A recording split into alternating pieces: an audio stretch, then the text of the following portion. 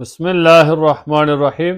آج کل اکثر لوگ یہ سوال کرتے ہیں کہ توبہ اور استغفار ایک ہی چیز ہے، اور استغفار کا فائدہ کب ہوتا ہے؟ تو یاد رکھیں کہ توبہ استغفار کا ایک حصہ ہے، اور جب کوئی بندہ اللہ تعالیٰ سے استغفار کرتا ہے تو اس کا مطلب یہ ہے کہ میں اللہ تعالیٰ سے مغفرت طلب کرتا ہوں۔ جب بندہ یوں کہتا ہے کہ اللہ میرے گناہوں کو معاف فرما دیں، میرے جرم کو معاف کر دیں، تو یہ استغفار ہے۔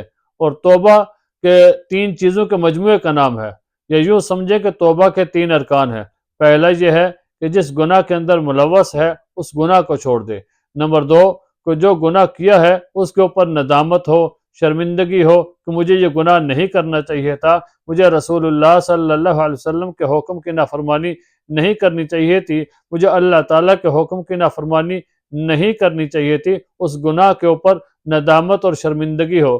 نمبر تین، کہ آئندہ کے لیے اس کا پکا ارادہ اور پکا عزم ہو کہ میں آئندہ کبھی گناہ نہیں کروں گا۔ جب ان تین چیزوں کے ساتھ معافی مانگتا ہے تو اس کو استغفار کہا جاتا ہے۔ تو پتہ چلتا ہے توبہ استغفار کا ایک حصہ ہے۔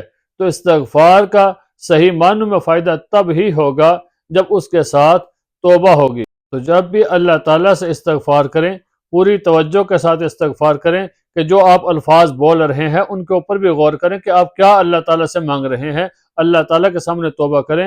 حضرت رابعہ بصریہ فرمایا کرتی تھیں کہ آج کل ہمارا استغفار بھی ایسا ہے کہ ہمارا استغفار بھی استغفار کا محتاج ہے، کہ ہم استغفار بھی کرتے ہیں، ہمارے دھیان توجہ نہیں ہوتا، تو ہمیں استغفار کو قبول کروانے کے لیے بھی استغفار کرنا چاہیے۔ تو استغفار اور توبہ جب بھی کریں تو پوری توجہ کے ساتھ کریں۔ رسول اللہ صلی اللہ علیہ وسلم نے ارشاد فرمایا کہ شیطان کا قول ہے کہ بے شک میں نے ابن آدم کو یعنی انسان کو ہلاک و برباد کیا گناہوں کے ساتھ، یعنی انسان کے دل کے اندر میں نے ایسے وسوسے اور ایسی خواہشات رکھیں کہ جن کو پورا کرنے کے لیے انسان گناہ کے اندر ملوث ہو گیا، تو میں نے انسان کو گناہ کے ساتھ برباد کیا۔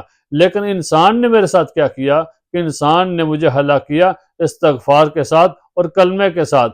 تو ہمیں اللہ تعالیٰ سے استغفار کرتے رہنا چاہیے۔ دوسری حدیث کے اندر رسول اللہ صلی اللہ علیہ وسلم نے ارشاد فرمایا کہ بے شک شیطان نے کہا کہ اللہ مجھے تیری عزت کی قسم ہے کہ میں تیرے بندوں کو گمراہ کرتا رہوں گا جب تک ان کے جسموں میں روح باقی ہے۔ تو اللہ تعالیٰ نے فرمایا کہ مجھے بھی اپنی عزت اور اپنے جلال کی قسم ہے کہ میں بھی ان کو معاف کرتا رہوں گا جب تک یہ مجھ سے مغفرت مانگتے رہیں گے۔ تو ہمیں اللہ تعالیٰ سے استغفار کرتے رہنا چاہیے۔ جب بھی موقع ملے اللہ تعالیٰ سے استغفار کریں، اور جب بھی کوئی غلطی ہو جائے، کوئی گناہ ہو جائے، فوراً اللہ تعالیٰ کی طرف متوجہ ہوں اور اسی وقت اللہ تعالیٰ سے گناہوں کی معافی مانگیں۔ اور اگر گناہ کے بعد معافی مانگیں اور ساتھ صدقہ کریں یا کوئی ساتھ ایسا نیکی کا کام کریں، کوئی ایسا اچھا عمل کریں کہ جس کے ساتھ اچھے عمل کے ساتھ آپ کے گناہ معاف ہو جائیں، تو میری دعا ہے کہ اللہ تعالی ہم سب کو استغفار کرنے کی توفیق عطا فرمائے۔